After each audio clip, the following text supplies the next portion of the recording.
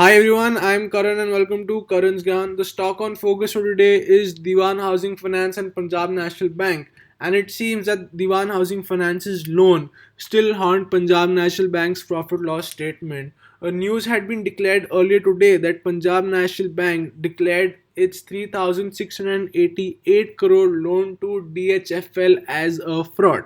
So I would answer your question of how does this affect Punjab National Bank.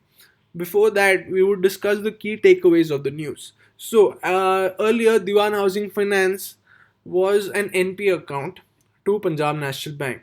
As we know, it had taken a loan of about 3,688 crores. Now, it has turned into a fraudulent account. So, earlier, Punjab National Bank had basically assigned provisions to this NPA based on the NPA guidelines by RBI. Now it has to adhere to the SEBI rules of providing 100% provisions to fraudulent account. That means it has to provide a total 100% provision of the loan it had given to Dewan Housing Finance. That means its provisions should be about 3,688 crores. Just so that you know, Punjab National Bank had made a provision of 1,246 crore before this. That means before it was declared a fraudulent account, when it was just an NP account, it had made a provision of 1,246 crore. Now it has to fill this gaping hole of provisions, and it has to make an additional provision of 2,442 crores. Not a shocker, Punjab National Bank has always been a victim of fraudulent and NPS. This is the same story with every PSU bank. This is not surprising to me. Just so that you know, State Bank of India and Union Bank of India have already declared DHFL account as a fraudulent account. Similarly, IndusInd Bank had also reported a same action. So even IndusInd Bank reported this Dewan Housing Finance's NPA as a fraudulent account. So Dewan Housing Finance is a fraudulent account in a lot of banks now. What happened with Dewan Housing Finance was that it took loans of about 97,000 crore. So what Dewan Housing Finance was doing, it was a basically housing finance company. It would raise money from the public and the banks and uh, distribute these money to housing finance projects or people who want to buy house and basically finance them. So it had taken 97,000 crore for housing finance, and apparently it siphoned off 31,000 crore out of this 97,000 crore it had taken as loans. So what is siphoning? Siphoning is basically taking away the money and using that money different from what it was assigned for. So it was assigned for providing housing finance loans, and they didn't use it for giving housing finance loans. However, they gave loans to shell companies. These shell companies were in Caribbean islands, were in different places of the world. They gave loans to shell companies and they gave unsecured loans. That means these loans didn't have any collateral, they didn't have adequate security. However, this isn't a crime. Giving a loan to a shell company, giving a loan to a company without taking collateral or without adequate security isn't crime, it is stupidity. But what they did was they did round tripping. So round tripping is uh, basically the loans that they had given out to shell companies, they were brought back to India and were invested back in the entity. They were invested back in DHFL, and this is fraudulent. This is fraud. This is tax evasion, and this is illegitimate use of public money for personal benefit. So this is basically a fraud. So we would discuss about how this would impact Punjab National Bank. So we'll get into the numbers of Punjab National Bank. So these are basically the quarterly results of Punjab National Bank. We'll have a look at it.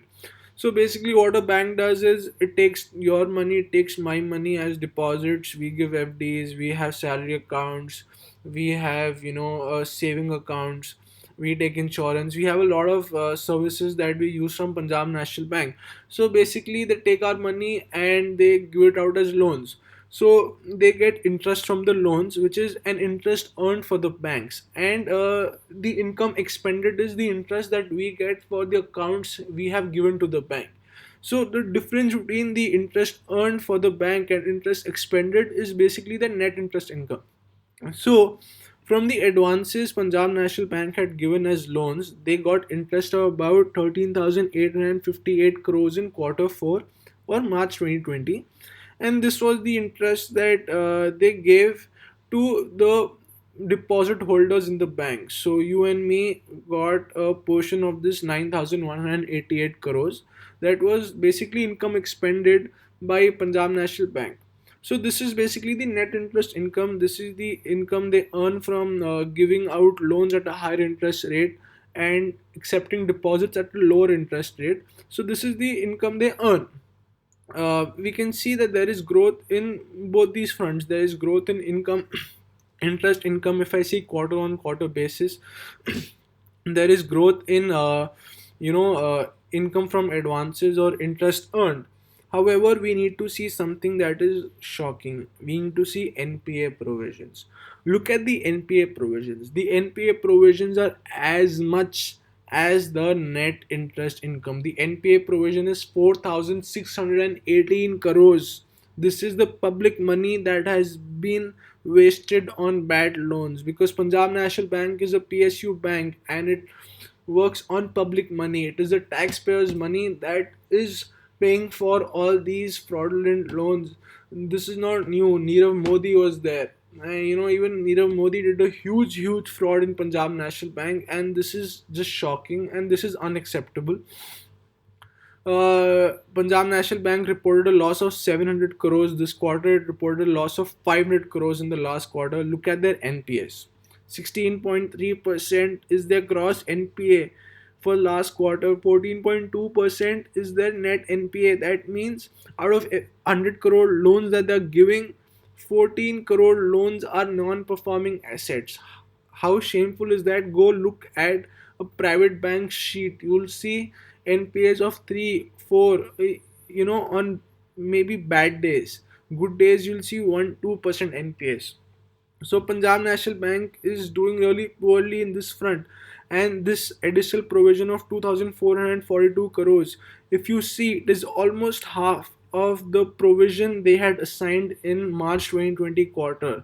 And just so that you know, coronavirus, because of coronavirus, a lot of additional companies and small businesses would go bankrupt, and even they would show up as NPA after this moratorium from RBI ends. So even that has to be considered, and I expect an NPA provision of at least 6 to 7,000 crore in the coming results, and this is not good news for Punjab National Bank. Similarly, we can see the results of March 2020 to March 2019. Look at this NPA provision here. In March 2019, they had NPA provisions of 10,000 crore. They had a loss of 4,800 crore.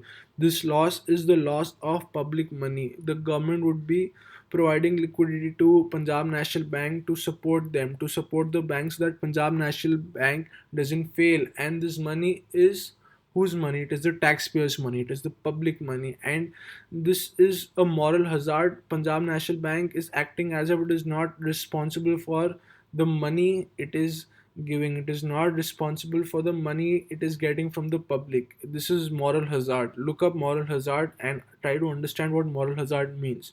Shamelessly, Punjab National Bank has approved another 10,000 crore fundraising. You can see additional provision. After this additional provision of 2,500 crore is required, they require 10,000 crore in fundraising because of downturn in business and failing assets. This fundraising would also be achieved through qualified institutional placement, further public offer, and maybe rights issue. So we might see Punjab National Bank's rights issue coming in a few months.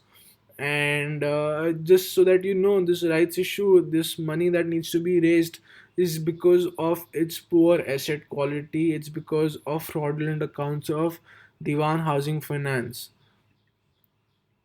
So guys, this is pretty much it about Punjab National Bank, and please give me your 2 cents, and I would like to hear what you think about Punjab National Bank and its profit loss.